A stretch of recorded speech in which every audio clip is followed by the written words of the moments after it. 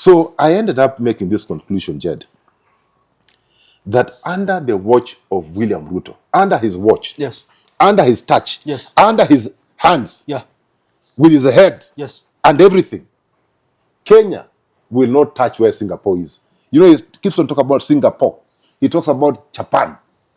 But under his watch, under his stewardship, under his leadership, this country will never get to where Singapore is.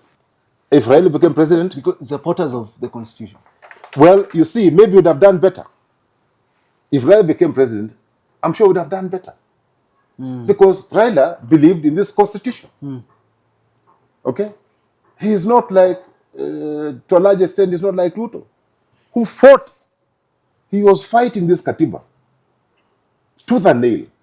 So, to answer you, Jed, I believe, I'm not saying that Raila would have been the best, but given the two, Raila would have done a better job in working within the confines of the Katiba 2010 because he's one of the architects of that constitution. There are some people who have been saying that Ruto cannot be a one-term. Edgar Lungu from Zambia was here, one term. Jonathan Goodluck did not have good luck. Nigeria, one term. George Weah, he ain't wearing Liberia, one term. Joyce Banda had to hide in a banda, Malawi, one term. Masisi of Botswana, Masisi in Kilua means walls. He had to run to some wall somewhere, one term. Monsey, Tunisia, one term. Famajo, Somalia, one term. The next on the chopping board, William Samoei Arap Ruto, one term. What gives him the idea that he can do as he wishes? This is not his personal house, this is not Sogoi. I think the president needs to stop being simplistic. Is there a vacuum post Raila? Play one clip where Ruto has spoken truthfully. Great to see you. Hello there and welcome to Philip Kisia Unscripted. My name is Jedel Kabir. I'm so glad that you join us every single week for these conversations to help build both policy and politics here in the country. We're going to talk about Katiba at 15. This year marks exactly 15 years since the birth of the constitution that we have now. Not so new, I guess. We're going to be talking about why it's failing to be implemented, what needs to be done, what the president can actually do. Can he actually make changes that are relevant and can help our country? I'm here with Philip Kisi, a leadership and governance expert, former Nairobi Town Clerk, ex-KICC CEO. We're going to talk about so much today. Great to see you. How are you doing today? Jed, I'm good. At least the weather is a bit friendly today. Yes. So we're not freezing. You're not freezing. It is not like last week. Yeah. Yeah. God has favored you. Oh yes, you know, this age is not, it's terrible.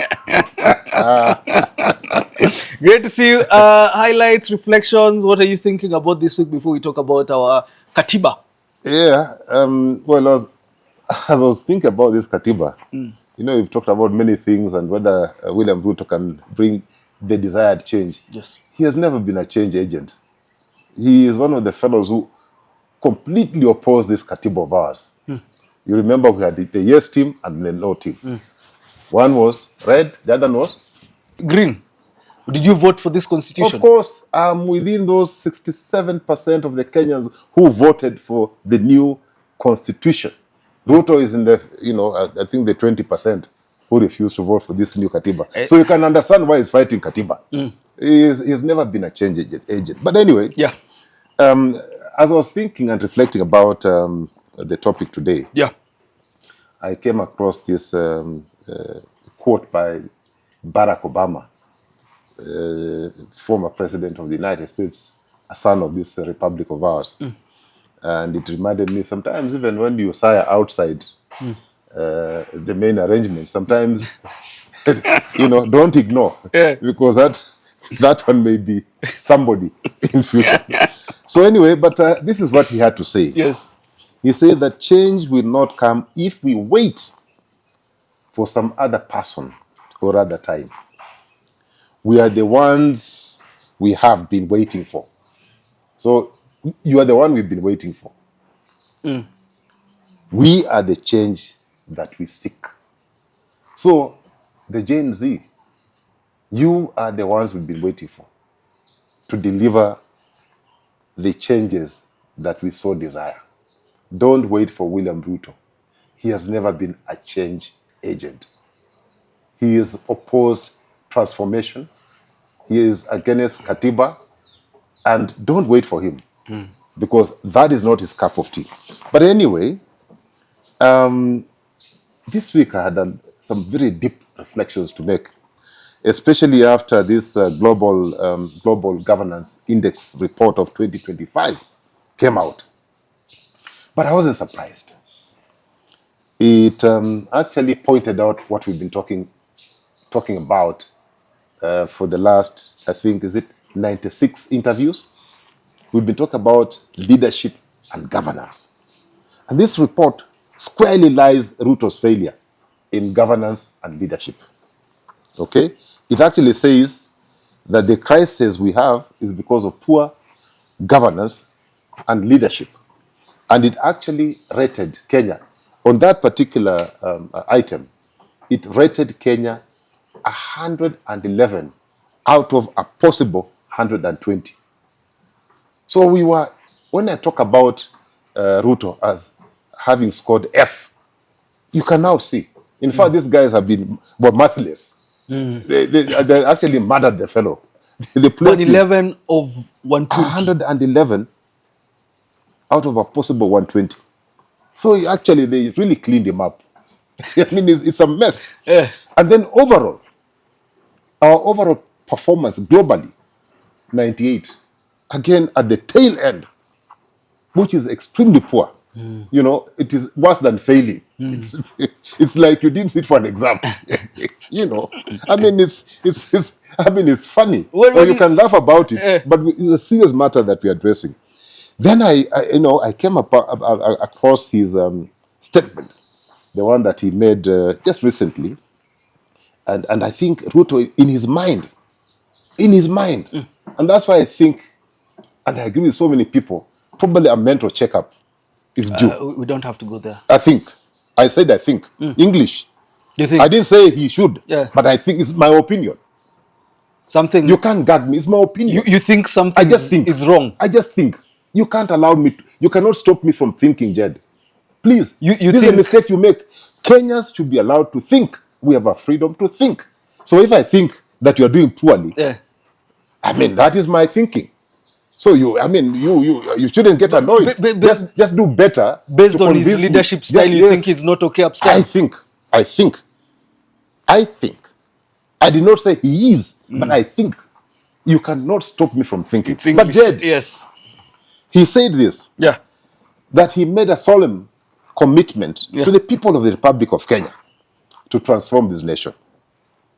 Okay? That was his commitment when he took over. And he believes that it is no longer a dream, but what? A reality.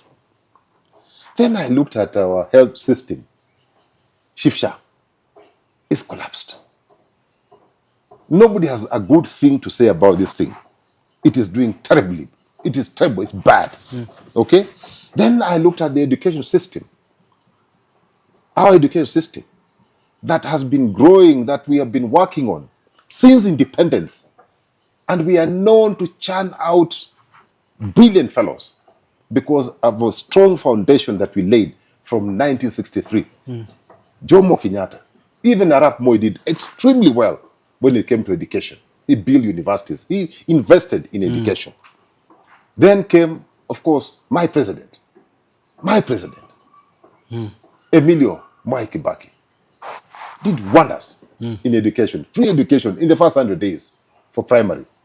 Something that nobody ever imagined would be achieved in 100 days. And he wasn't going around talking and making noise. He was actually just working and delivering. And his results were being seen. Okay? Then came my friend, William Samoei Arap Ruto. Total mess. Capitation delayed. Education system collapsing. Universities closing down. Children learning under trees.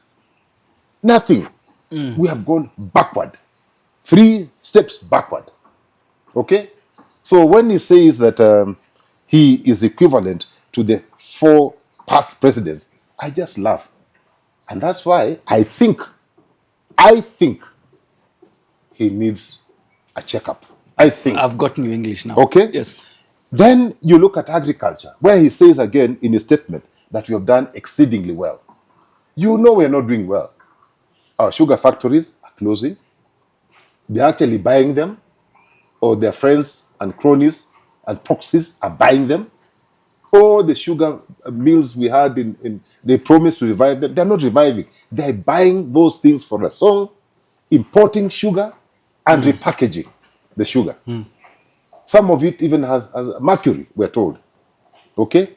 So when you say you're doing well, and the fertilizer you have supplied to Kenyans is just a donkey stuff and some rocks, and you're saying we're doing well, I wonder. Coffee, for example, and I am a coffee farmer, we're doing well, not because of any government effort, because of our own effort.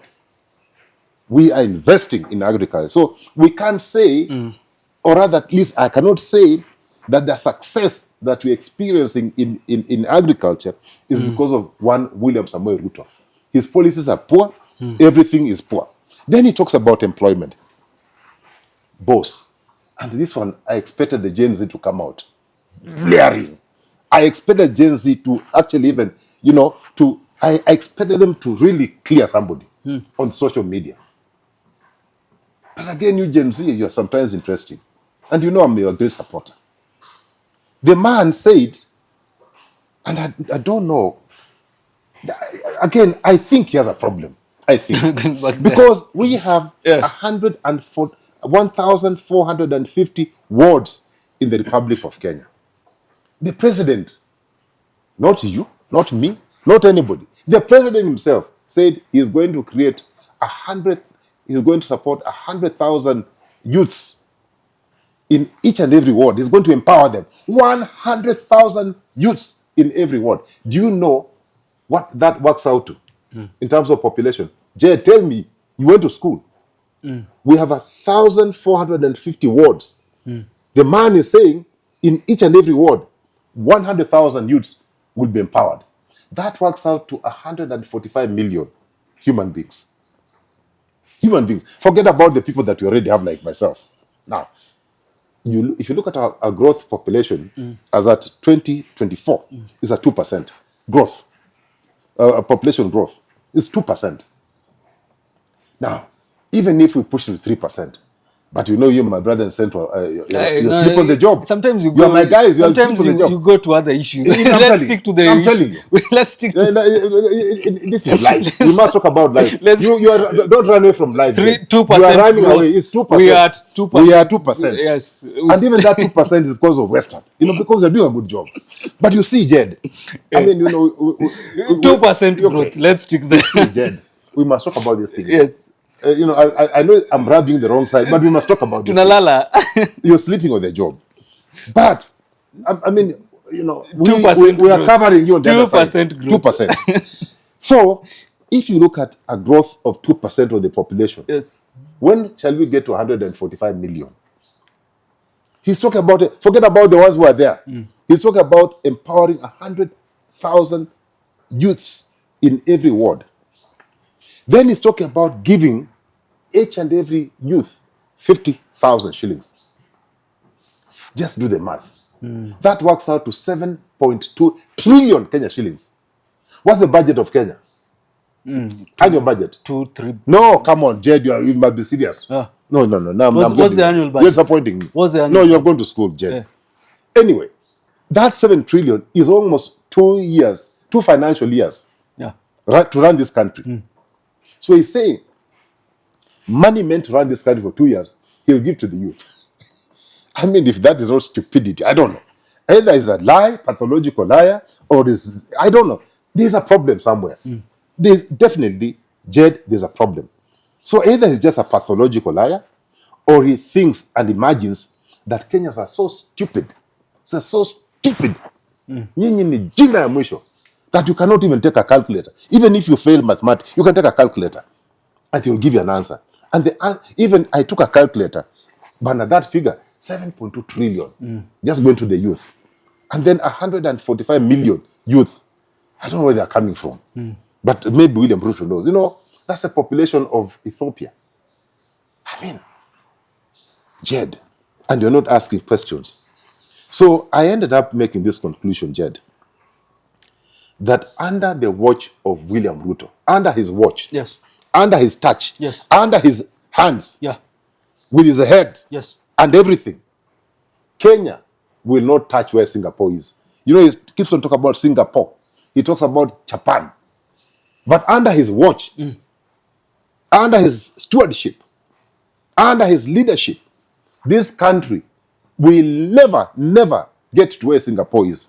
Okay?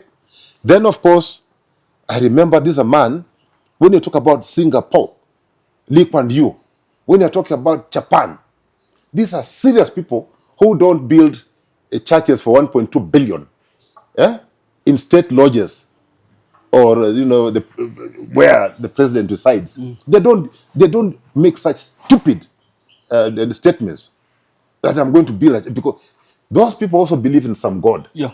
But they would rather invest money in education, in the healthcare system, in infrastructure. We have a president telling you that I want to build you a church, not on his land, in land that belongs to public. Thank God that our courts were very firm, and they have showed him one finger. Come there, Potelea Valley. This is not your land. Look for some other. It's my second reflection, Jed. Yes. You know, my mother worked very hard, and I had the privilege of going to Aga Khan. Nursery school and Aga Khan. Private school. Those years, the 60s. So when I saw His Highness Prince Rahim Aga Khan V here, I was very happy. Yes. Because I feel, that's part of me. It's part of our system. And those people, I can tell you, Jed, they do their things straight. No shortcut. And I'm happy they came here and they say they're going to support on which they do. Programs to do with the environment, to do with urban regeneration. You remember, during my administration, we started this program. In fact, even way before, when I was the chairman of Nairobi Central Business District Association, we started urban regeneration of Nairobi. So I was so pleased to see the prince here and talking to William about urban regeneration. So I'm hoping that this government will take him seriously, because then they do their things straight. Nothing behind, under the table or behind, nothing. Straight. And I saw my friend Musalia there. I'm hoping that even Musalia negotiated for the reopening of the discussions, because during our tenure at City Hall, we had signed with his father. We had signed to allow Aga Khan to redo City Park, 100 acres, completely into give us a new park and run it for 25 years. He was going to put in 4 billion of his own money. 2 billion from his own pocket, 2 billion from friends, 4 billion. But when the people who came after us, they went to Aga Khan, they were asking for, handouts, or, those things, Asoya. They were asking, Aga Khan said, we don't do our things that way. Sorry, they cancel. So I'm hoping that discussion will be open, because that is what Aga Khan does. But there's something that also I noted, in that room that William has renovated. It was very interesting.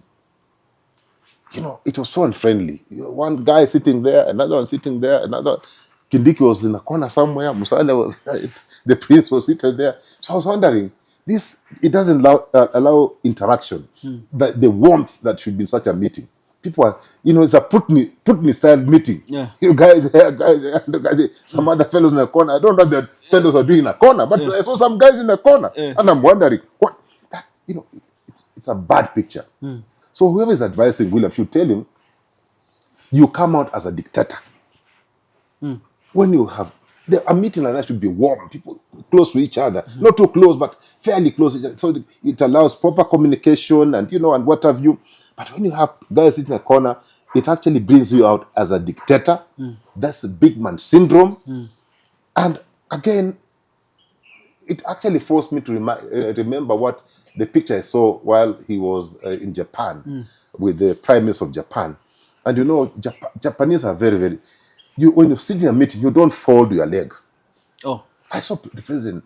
Who is advising this man? You know, Japanese are, they take these things very seriously and personally. Optics. You don't cross your legs in a meeting. It's so either it's lack of culture or lack of training. He needs to be trained. But you see, having said that, Jed, Yeah. I remember that he's the hustler in chief. He's a hustler in chief and has been globe-trotting. And, globe-trotting maybe to repair his image. But what really struck me is the fact that the Kenya is going to spend on some Polish farm 325 million Kenya shillings to build our image. Yeah, PR. We have no image. We are, even if you pay $1 billion and you have no image, there's nothing a PR firm can do. Maybe damage control, but they can't build your image if you don't have it. So they are spending money in the wrong place. That money, 325 million, William should put it, even if he gave each constituency 10 million, it will assist to build some schools, some classrooms that we so desire. Okay? And again, this money draining our taxes when we don't have sufficient money even to run out. The man already has a tattered image. His image is kaput. It is finished. He doesn't come out well. He comes out like somebody who's struggling to be like a political influencer, who is trying to manage his image, which is completely tattered, it has completely shrunk. There's nothing to do about it. So you just continue. The only thing that it grants you an opportunity for photo ops. Those photo ops cannot help you, Mr. President. Come home and start working. Fix the nation. Those photos maybe will help you in glorifying yourself, make you feel good. But at the end of the day, hakuna, nothing, zero gain. We gain zero, you gain zero. I'm telling you. Highlights of the week. What is reflections you've had this week? Now, Jed. What some reflections you've had? Yeah. Let's get to the highlights. These are deep. Jed, you Kenyans also can be mean. Yeah. Surely, you Kenyans sometimes can be mean. My president sometimes struggles. Sometimes I feel sorry because my friend, I keep on telling you, he's my friend. I can see him struggling to look good. From this time this chant thing started, at least he even pretended that he loves football. I know he doesn't love football, but he pretended. But, he really came out to support Harambee Stars. That was something good. And we went up to the quarterfinals. And even, although we were defeated at the penalty level, that Kenyans put up a good show.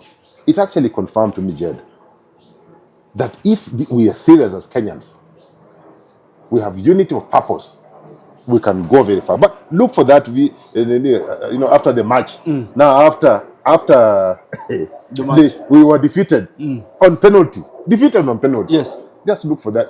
Look at what Kenyans did to my friend William.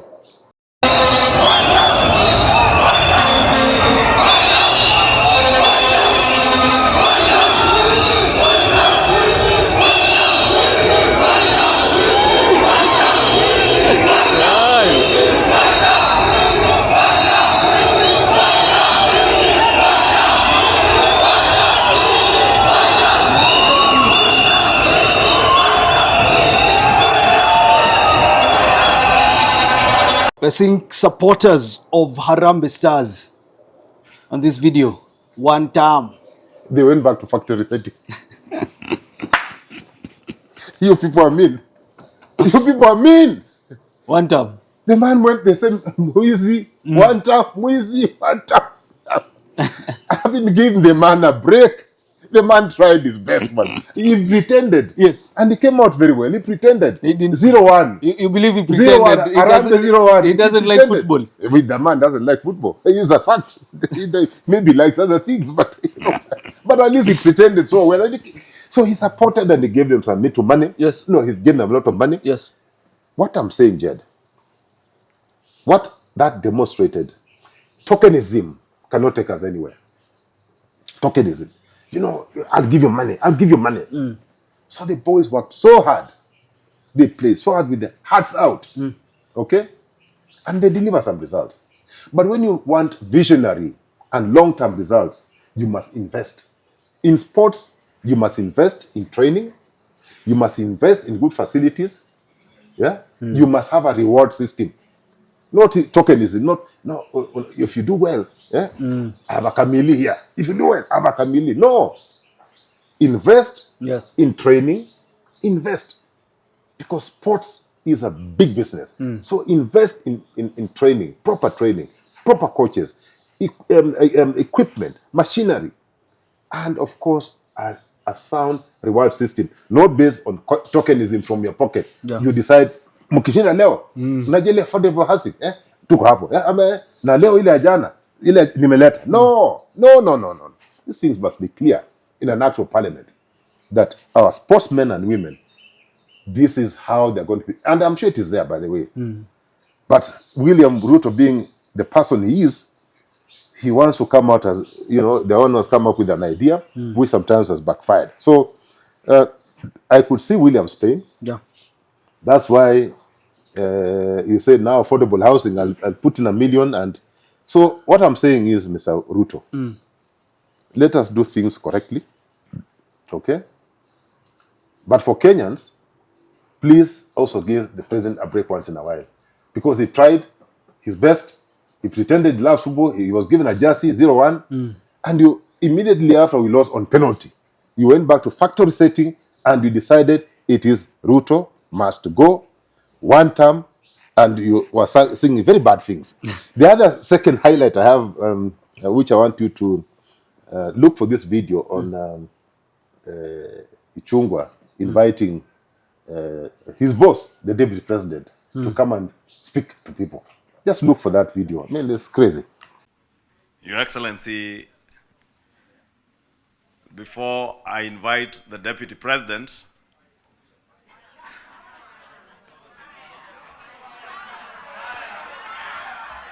we know whether ni fire si fire, noma si noma.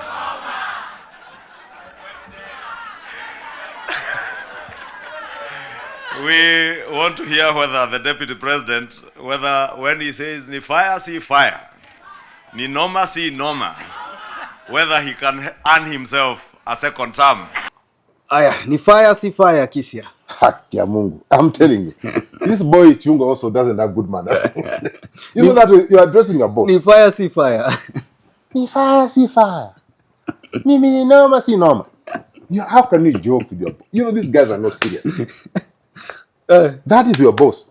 There's no way you can joke with your boss that way. But the deputy president felt comfortable. The deputy president was laughing actually. How can you say he was fidgeting? The man was fidgeting. He was not comfortable. He was fidgeting because this is your junior fellow calling you. Let us see whether you qualify for a second term. Let us see whether. Let us see.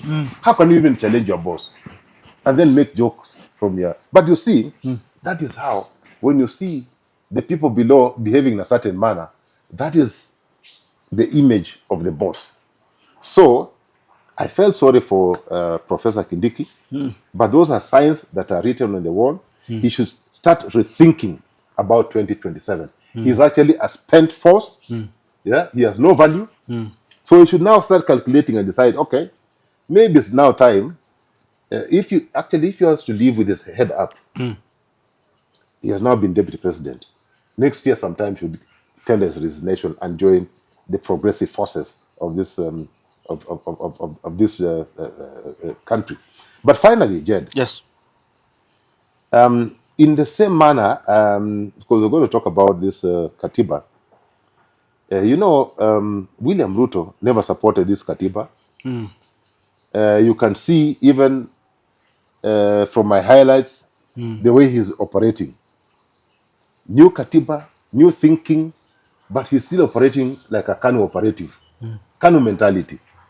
He's not forward thinking. He's not transformative leader. His thinking is so limited. Tokenism, controlling people, and inviting delegations at State House, 5,000 people, to do what? Kibaki was president for this country for 10 years. Did you see him inviting people to come and eat mandazi and then they get tokens? Tokenism, 10,000, 10,000, 10,000. So this nonsense must stop. Must stop. Now, let's talk about Katiba at 15. This year, as I said, marks 15 years since the birth of Kenya's 2010 constitution. Promised Kenyans a new social contract, that of, independence of institution, by human rights being kept. But now we ask ourselves, why is it difficult to implement the 2010 constitution? It remains partially fulfilled. We have devolution, yes. We have public participation, yes. But there's gross violation of human rights. Counties, corruption is happening a lot in counties. We know that up to now there's a lot of conversation about the independence of institutions. And there's also talk about amending this constitution. There are people who want to create offices for the official opposition leader. There are people who want to create offices for the prime cabinet secretary. It is actually in NADCO report. There are people who want CDF to be entrenched in the constitution, Senate fund entrenched in the constitution. I'm here with Philip Kisia, but before I ask you the successes, what is your overview of the constitution as is? You said you voted for you among the 67% of Kenyans who voted for this constitution. What is your overview feel about the 2010 constitution? Is it that bad that we have to amend it? But you can answer that later. What's your overview? You see, Jed, this Katiba that we have, way back in 2010, I think you're still in diapers. I told you, don't digress. Don't talk about... No. Okay, I was there. Can I say I was a bit younger? Does it make you happy? But you see, yes, this Katiba took a long journey. People actually died for this Katiba constitution. Okay? Yes. And there are many forms of Katibas, or many forms of government. Monarch, absolute monarch, a presidential system, parliamentary system, democracies, dictatorships, and what have you. Yes. But we decided to go for a presidential system, okay, with two houses, the National Assembly and the Senate, okay. But I must say, Jed, this Katiba that people died and voted for, majority, you didn't vote for it. Not because you didn't want it or don't like it. Because I was in diapers. You were in diapers. It was supposed to create checks and balances. Yes. Strong checks and strong balances. It was supposed to bring a devolved government, devolved system. So you have the national government deal with issues that are applied in the constitution, and then functions that are devolved to be dealt by the 47 devolved units. Okay? So, was it a good document? It's a beautiful Bible. In fact, people say that it's one of the most progressive constitutions in the world. And that I can vouch for. Because other than devolution, the Bill of Rights was entrenched in the Constitution. And, we have seen the fruits that this new Katiba has delivered. So the problem is not the Katiba. The problem is not about now structural issues or constitutional issues. The problem is the implementers. That somewhere along the way, we gave power to people who never believed in this constitution. In the first instance. In the first place, they didn't believe in it. But if we had a continuation of Kibaki, who believed in building institutions, who believed in the rule of law, who believed in this Katiba, I'm telling you, Jed, we would have gone thousands of miles by now. Actually, we'll now be catching up with Singapore I can tell you. Let me just bring a pointer. Okay. Do you think it would be better if Raila became president? Do you think it would have been better? If Raila became president? Because supporters of the constitution. Well, you see, maybe would have done better. If Raila became president, I'm sure would have done better. Because Raila believed in this constitution. Okay? He is not like, to a large extent, he's not like Ruto, who fought. He was fighting this Katiba tooth and nail. So, to answer you, Jed, I believe, I'm not saying that Raila would have been the best, but given the two, Raila would have done a better job in working within the confines of the Katiba 2010 because he's one of the architects of that constitution.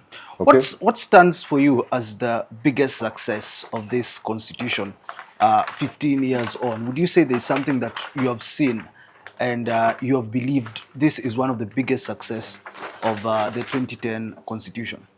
Well, Jed, there are a lot of milestones that this Katiba has delivered to the people of Kenya. The first one I said is having devolved units. And devolved units, you know, once you have a good governor, a good manager to manage the county, and that is how this devolved units was supposed to have worked. Forget about that we ended up with 47. I know Kibaki only wanted 13, but somehow when people went to Naivasha, they changed from 13 to 47 against Kibaki's wish. Actually, Because Raila, Kibaki said we should not have more than 13. just yesterday he said we need 47 is a lot. But when he was in Naivasha, he never, I don't know whether he opposed. But anyway, that's water under the bridge. So the other thing that Kibaki was very, very clear about was the issue of who should manage the county unit. Because in Kibaki's thinking, that devolved unit was like a huge corporation with a lot of resources. You can imagine a small county like Lamu from nowhere receiving 2 billion. From nowhere, receiving 2 billion. And these figures have been progressive. I think nowadays the smallest county gets about 7 billion or thereabout. Okay? So you can imagine from nothing, just in terms of money as a resource, you have it there. Okay? So in Kibaki's thinking, he said, you see, this is a county that has a certain potential, which is now current. But when you look at the future potential that has not been exploited, you need people with sound managerial experience. So in Kibaki's thinking, he said, let's not go for riffraff. Let's go for the best to manage the counties. Unfortunately, that was not done. But anyway, be as it may, there are some results in some counties that people can see because the counties have come closer to the people. Services have come closer to the people. Some counties have transformed their healthcare systems. I'm sure Makueni, I think Kitui, and a few others have done exceedingly well. Of course, there are some which have done so poorly. They have just stolen the resources that have been devolved. Yeah. Okay? So that is one. The second thing is this Katiba brought, Jed, Yes. is the issue of the Bill of Rights. Okay? Yeah. We've at least experienced greater democracy. Okay? Yeah. And then access to information. You can imagine during the KANU dark days, Yeah. you were not there. Or can I say I was a bit young at that time? You are a bit younger. I mean, access to information was impossible. Yes. But this Katiba has made it possible to have information availed to people. People have the information. And that's why you can see people are questioning some of the things that the government... for Gen Z's my age, what do you really mean when you talk about access to information? Then? Oh, boy. Because I'm saying there's a total blackout. There was nothing. Everything was strictly confidential. Now, if the government, for example, was doing the Adani Airport, yeah, you could just have seen maybe some Chinese building it. and you wonder, You say, what would have happened here? You just see things that was the reality. That was the reality before that the time. 2010 But constitution. now, people get information. And even if the government doesn't avail that information, you go to court. And the courts compel. They compel the government to make that information available. The other thing, of course, protection of minorities. Minorities were not, they are not even considered. The minority communities in this country. But this Katiba recognizes that we have minorities who are part and parcel of this great country called Kenya. Gender. Oh, Gender is another big issue. Gender. 2/3. 2/3.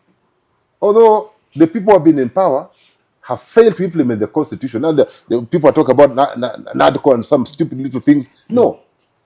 Just implement the Katiba that we have. The third thing, Jed. Do you think Uhuru failed on the second thing because there was an advisory from Maraga to He dissolve should parliament? have dissolved parliament. But, my friend, he has never explained to me why he didn't dissolve parliament, because they didn't say we're sending you home. They are saying this parliament that has failed to do the job, dissolve it. He never dissolved it. So he must take responsibility on that one. Okay. Uhuru must take responsibility. But the other thing that I'll talk about, this Katiba that has brought, the independent institutions. Yes. We have ESCC commissions that are independent. We are not saying they are functioning, but at least the Katiba gave you. It gave you this, say DCI must be independent, judiciary must be independent, parliament must be independent. Okay? So these things were supposed to enhance accountability. Okay? To improve our accountability, to put checks and balances. Yeah. So this Katiba of 2010 brought all those things. But finally, on that particular issue that you brought up, Jed, Yes. the issue of public participation. Big thing. Big thing, Jed. Tell me how it used to happen in Oh, Western. no. How do you participate? Now, How do you how do you even participate? From where? People ask you, what are you talking about? Who are you? But now, who are you? But now, Yes. the power is with the people. The Katiba, power is with the people. Yes. People. The power. Yes. It will move power from state house and it's with the people. So the people give you power. They can do whatever they can remove you. They can send you home. Jed, that thing people should not. You people, Gen Z, don't take it for granted. That you are allowed to participate in governance. That you can ask questions. Yes. That you can tell my president, you William Ruto, Yes. you're a failure. Yes. You're William Ruto, you're a failure. So I'm not Ruto. public participation Yes. in ensuring that policies, even when government is making policies, that the public will participate. When Parliament is enacting laws, the people will participate. That issues of governance govern this country, that the people will participate. That when you are procuring things in a manner that is suspicious, that you bring a Adani here, that we shall deal with you cacophoniously. Let me ask you the big question. What you've talked about seems to be one of the best documents that exist in the world. You've actually said it's one of the most progressive constitutions in the world. It has lagged in terms of implementation. What are the obstacles making it lag? Because institutions are not independent. Public participation is not what makes laws. Why is it lagged? Jed, I look at very quickly about 3 or 4 things. The first one is a lot of political interference. That this good Katiba that we have, that allows us to do things in a certain way, that those who have been given political power, starting from Uhuru Kenyatta, okay, have always continued to poke their noses in independent commissions. Yes. They have not allowed other arms of government to work independently. They are still poking their noses in how the county government run. They still want to manage functions that they should not be managing. Okay? But to a great extent, that political interference in institutions that are independent have actually caused a lot of disservice to the people of Kenya. But most importantly, Jed, the weakening of the same institutions. They have incapacitated. The Constitution recognizes independent bodies. Then the same Constitution says they must be funded. But because of poor leadership and bad leadership, useless fellows being put in office, they have made sure that these institutions have been weakened, that they have no capacity to do their jobs effectively. Okay, so it's like if you collaborate with us, we shall make the exchequer available. Oh. First of all on paper, and then if you play ball, then we shall actualize. There are two stages: making provision on paper, and then actualizing through an exchequer release. So these people have been there, have been of bad behavior. They have made sure that the judiciary does not get its fair share. That independent bodies like ESCC and so on and so forth, even in terms of appointment, Yes. you still have interference from the executive. The other thing, Jed, is the issue of impunity, the culture of impunity. People still have the Kanu mentality, bad behavior, corruption, mismanagement. Okay? That you can disobey court orders. That is a court order. You disobey, and life goes on. That, Jed, that you can violate the Constitution, not an act of parliament. You are violating the Constitution. The Constitution does not give a government powers to kill its citizens through extrajudicial means. Do you think that's a It problem? gives you powers to protect your people. Specifically on court orders, Okay. do you think that's the problem with our judiciary? How can it be? You see, Is Jed, would listen, you fault Jed. judiciary for that? The work of judiciary, Jed, is to interpret the law and make rulings, which it has been doing. Then, when the executive disobey court orders, the next thing that should follow is that the people are arrested. Those who have disobeyed court orders. You have seen IG disobeying court order. You have seen top officials disobeying court order. You have seen the president himself, William Ruto, disobeying court orders. But do you expect police to arrest him? Do you expect police who are disobeying court orders to arrest themselves? Oh. So the issue of the culture of impunity has gone to a very high level. But the most unfortunate thing, Jed, is grand corruption Yeah. and state capture by the elite. Grand corruption and state capture by the elite. That the people who have fought to get into offices, they have got there to ensure that they protect the ones who are there before and to come in and start stealing resources and to protect themselves. And then you find that institutions which are supposed to be working in accordance with the Constitution, they are unable to perform. Why? Because you have a heavy hand, Jed, a very, very heavy hand from the executive. And therefore, these are what has caused obstacles in terms of implementing this otherwise beautiful document, progressive constitution that we've had. Those are the obstacles that as Kenyans we are faced. Let me ask you this. There are people who want it changed. It's actually in the NADCO report. Official opposition office, prime CS, Senate fund, CDF entrenched. Do you think the constitution needs to be amended? There was also BBI in Uhuru's time. Do you think the constitution now needs to be changed in certain ways? Should we go for a referendum? You see, Jed, a constitution should be progressive. But a constitution is not a piece of paper. It's not a toilet paper that you use and on a daily basis or whatever, and you dump. A constitution is a long-term document. And that is why people sit down and carefully craft a constitution. The American Constitution has been here for how many years? How many times has it been amended? Is it America the greatest country in the world? How many times have they amended the Constitution? Ours is only about 15 years old. 15 years old. We have failed to implement.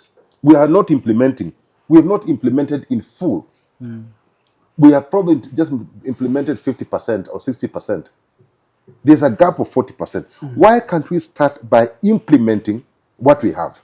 The existing document, the existing constitution that we have.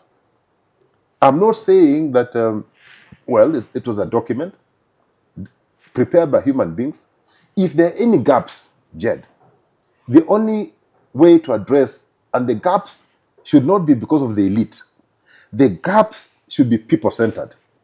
That yes, we have identified these gaps within this document, and there's need to change them to suit the needs of the people, but not to satisfy the elite. And any changes on that document, there's no shortcut. I've seen President William Ruto fight so hard because he's using it as a bargaining tool.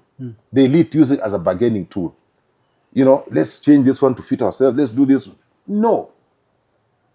Let us amend what needs to be amended. We cannot pick selectively and say, okay, let's amend this one. So because it's, you know, it's protecting your interests, let us leave this one, let's avoid. No. It must be a holistic approach that is that is people-centered. But for now, Yes. the elite are using it for bargaining. William, you know, amend this one, add leader of opposition. William, put this prime cabinet secretary, even if it doesn't mean anything, but put that one so that we can dish out positions. It should not be about dishing out positions. Our constitution is a document that should live for long. It's like a Bible. Yes. Do we change the Bible? No. Why do they want to change this document? They want to change it to satisfy themselves. It is not about the people. It is not people-centered. It is about a few elite who want to change this document. So, Jed, if you ask me, Yes. let us work with the document we currently have and only address the gaps, if any, through a referendum. Finally, let me ask you this. There's the executive, there's the legislature, there is the judiciary. You're saying power with the people, that is actually in the constitution. Looking forward, what do you think should happen for this implementation to work? For Kenyans to say, we have this constitution that is progressive and we like it, and now it's being implemented. Jed, I think there are 5 key stakeholders who must now start being a bit more serious. But the first one on the chopping line is executive. I thought you were going to say Ruto. No, executive. Yes. Ruto is just one of us. Yes. He's just one of us. We're all equal, but we have allowed him to be. This is just one of us. Okay? Don't make him like a semi-god. But if you think he's a semi-god, not me. But, you know, the executive must allow institutional independence. They must allow the constitution to work. They must fight corruption. They must deal with issues to do with policy. And Ruto and people around him should stop political dominance. You know, he's fighting so hard to dominate. Yeah. So, Mzee, come here, my party leader. Come here. He tried Kalonzo. Kalonzo said no. Yeah?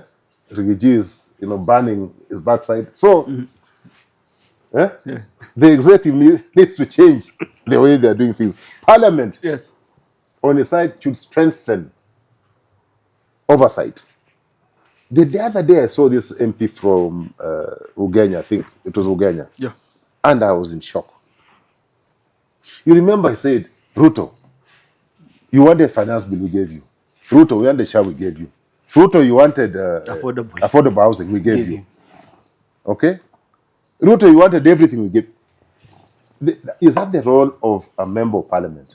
Is that where in the constitution does it say that parliament will work for the president?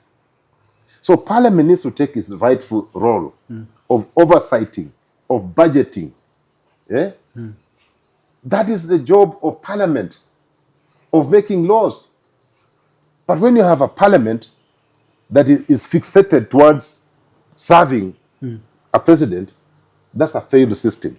The other one is the judiciary. And judiciary have done a good job for some time, as of now, given the constraints that they have remained firm. You remember the first Chief Justice, headstrong. He protected the judiciary. Emeritus Mutunga. Then we had Maraga, strong individual. Martha Koome, maybe they're pushing around because she's a lady, but she's trying. She's really trying. She's a lady. But she has stood firm. So I would urge the judiciary, led by the Chief Justice, to make sure that they do nothing else but operate within the Constitution to ensure that they remain very firm. They should not succumb to any threats from the executive. They should not give in. Because we as Kenyans, we the people, we are the bosses, we are everything. Yes. We are right behind them. They should also make sure that justice is accessed in a very expeditious and efficient manner and fair. Their job is just to make sure that they interpret the Constitution and there's fairness. The other one is you and me. We ordinary Kenyans. We're also on the chopping board. We have put ourselves on the chopping board. Because, Yes. one, why do we elect imbeciles to parliament? Why do we elect imbeciles to the county assembly? There's no better. Why do we elect Imbeciles. demagogues as governors? Why do we do this thing? Why do we elect an incompetent president? Why? Why? Why do we elect corrupt fellows? Why? This is the job of Kenyans. Kenyans need to wake up and love this country and do the right thing and forget this business of being paid 200 shillings to vote or going to State House to collect handouts. State House is not a place for dishing out handouts. State House is not a place for holding kamukunjis for 10,000 people. State House is a place for governing the country. Respected place. You can have representation going there, your MPs. No, not for anything, but, we're allowed to consult. But not parading 10,000 people, 20,000 people in State House. Feeding them on mandazi, taxpayers' money. It's not your money. In the United States, by the way, if the president invites you to State House, it's on his budget. Here, the president invites you to State House at taxpayers' expense. Then they also give you money, our stolen cash. They give it to you. Atichukua hii.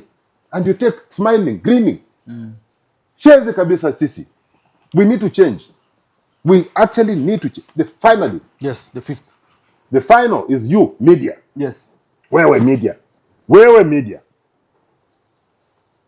You have a role to play. Report accurately. Do not fall into intimidation.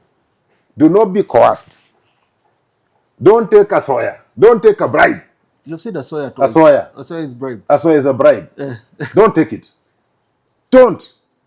Because you are ruining this country. Remain firm. Because the job of a journalist is to research, is to receive information, and to report. Whether it's bad or good, that is not your business. The job of making things good is the job of those people who have been given political.